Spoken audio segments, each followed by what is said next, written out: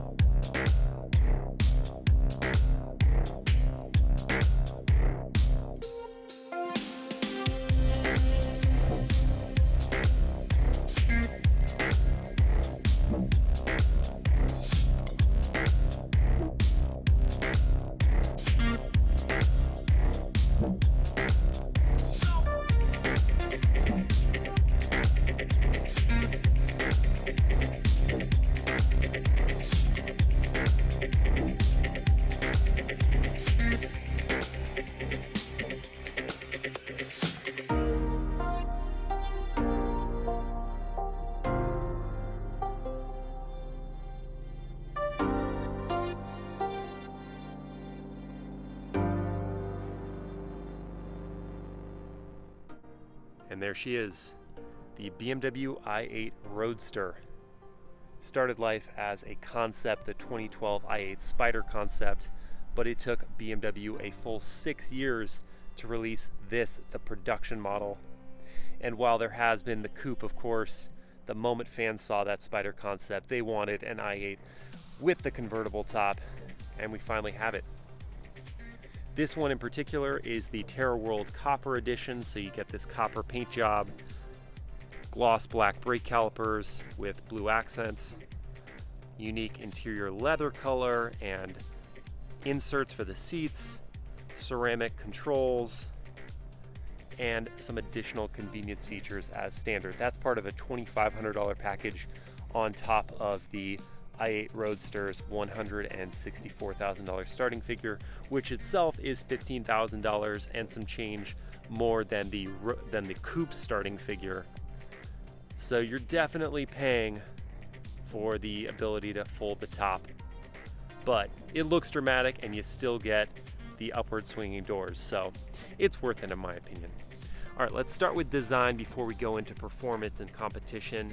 Up here at the front, the i8 Roadster looks just like the Coupe, so you got black painted panels, a closed off wide kidney grille, LED daytime running lights and headlights, and an opening and closing lower panel there to direct airflow. Some venting on the hood. Standard 20-inch wheels. As I said, this one has the black gloss treatment for the brake calipers. Here's your plug right here. Ambient lighting, nice touch. Black gloss mirror caps with the body color bottom surfacing. And the Roadster gets these silver Roadster badges on the B-pillars. My favorite accent, or rather design element of the i8, is the pass-through channel on the haunches. So cool. These LED taillights are awesome as well. Black gloss body panels on the rear.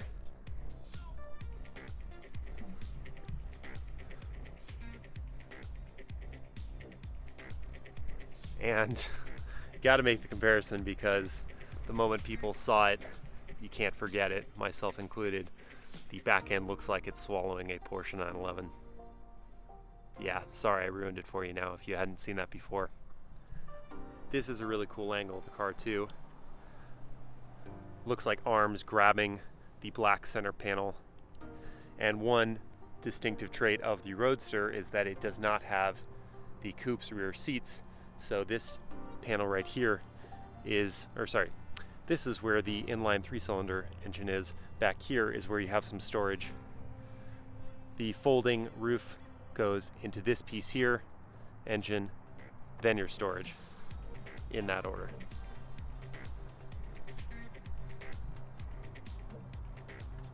Fantastic looking car, for sure. Gets attention wherever it goes, despite the fact that people have been looking at the i8's funky styling for years now.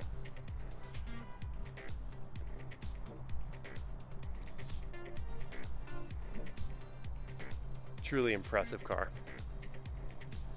All right, let's take a peek at the interior, and to do that, of course, you must open the upward swinging doors. Ooh,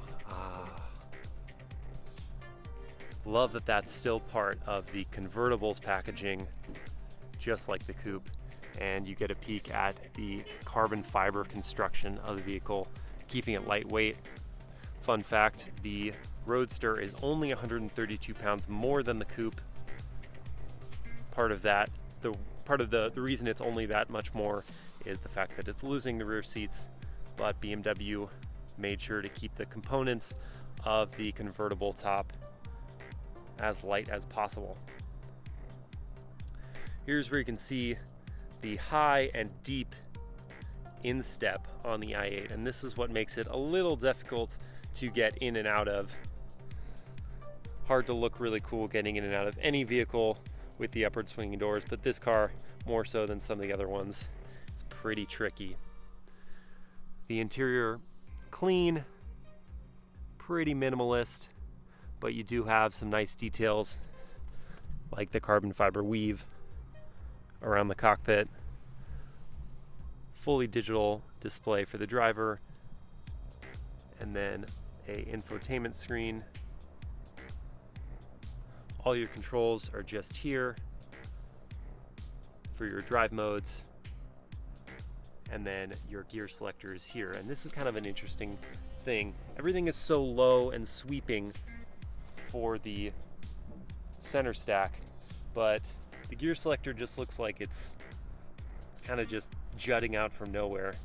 I don't know if it's very cohesive with the cabin, at least not to my eyes. I like the three-dimensional design of the dashboard too, though. So comes in here, swings out, and then bows back. Very cool. The seats themselves are super comfortable. I like the shoulder pad design and the same inserts on the seat bottoms and side bolsters. That's all part of the Tera World Copper design.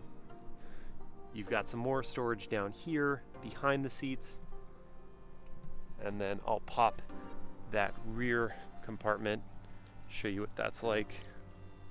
I've got a small backpack in here right now. Usable space for sure. All right, I'm gonna hop inside.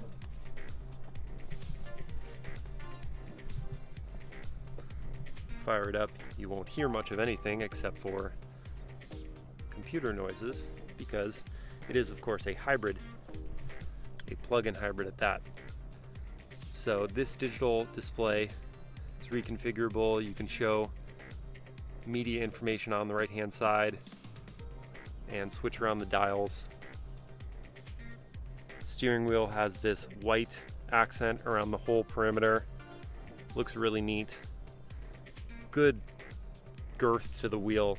It's a nice fit for an adult size hand. Gear selecting right and left. It's a 6-speed automatic transmission paired with a 2-speed transmission for the electric motors. BMW's Idrive System, as good as ever, super fast, pretty darn intuitive with the tile layout. You don't have touchscreen compatibility. Instead, you have the iDrive controller down here. Got a few different drive modes: Comfort, Eco Pro, and Sport. Sport mode puts the car in its most aggressive setting, as the name implies. So the gas engine is always engaged, and it's using the electric motor for boost of performance.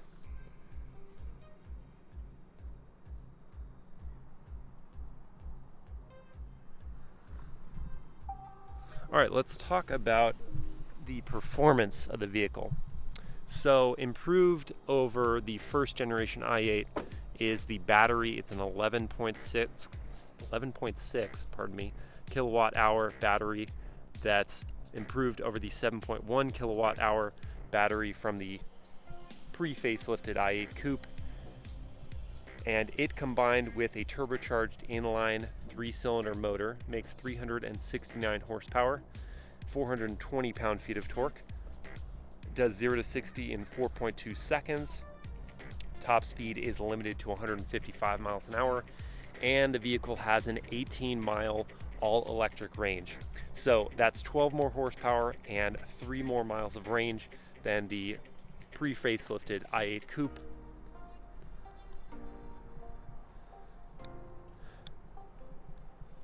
Now, to put those numbers into perspective, when you get into this $164,000 price territory, really anything above $150,000, and you're looking at a convertible and you want some style, you want some performance, you got to bring in vehicles like the Audi R8 Spyder. That's $177,000. It makes 532 horsepower and it does 0 to 60 in 3.5 seconds. Of course, it has no plug-in hybrid powertrain, so you're not getting any of that efficiency. The car, in fact, gets just 14 combined MPG. Not very good. But then, if you do want hybrid, you can look at the Acura NSX. Of course, that is not a convertible, and it doesn't have a plug, so you're just getting the benefits of the 3 electric motors and the twin-turbo V6 that makes 576 horsepower, I believe. So that again is more potent and quicker than the i8 Roadster. Gets to 60 in about 3.2 seconds, and that car is about $160,000, so slightly cheaper than the i8 Roadster, but it's a fixed hardtop. And then there is if you want to step it up in price and panache, the Mclaren 570S Spyder, $211,000, 562 horsepower from a 3.8 liter twin turbo V8, 0 to 60 in 3.1 seconds, so quite a bit quicker than the i8 Roadster at 4.2. And yeah, it's a tough set of competitors for the i8 Roadster, and you really got to ask yourself whether the futuristic styling of the i8 is worth the price. For me, the interior fit and finish and degree of excess and, supercar-ish design is not quite there for the price. But the exterior is certainly eye-catching. It gets attention wherever it goes. It's unique. The performance, too, doesn't give me as much as I want out of something that is bordering the line between sports car and supercar, especially with the other rivals that are within the same price range. Odd quirks to the i8 include the fact that you cannot fully close these windows. That's just weird to me. I mean, why would they do that? I'm not quite sure. I'm sure it's a very German reason, but you can't do that. The folding fabric soft top mechanism is pretty neat. It's hidden away in this compartment here. There's your button there. So let me do the process for you.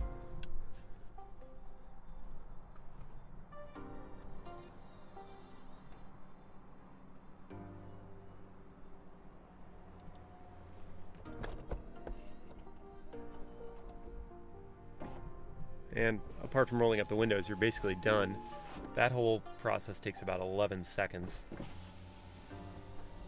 Now in reverse.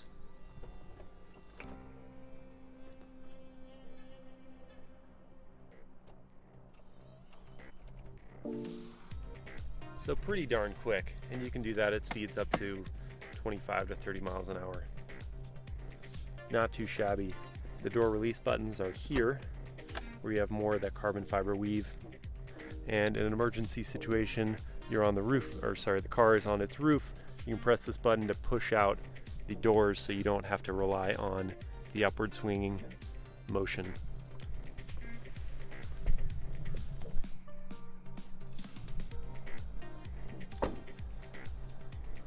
And there you go. That is the 2019 BMW i8 Roadster. 164,000 bucks, 15 grand more than the Coupe, 369 horsepower combined.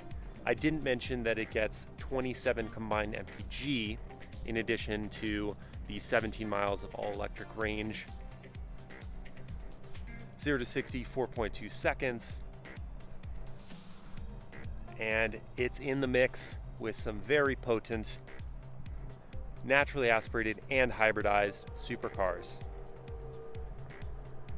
All in all, I think it's a pretty cool, unique offering in this segment, though I'm not quite sure it's worth the price tag. All right, thanks for watching, guys.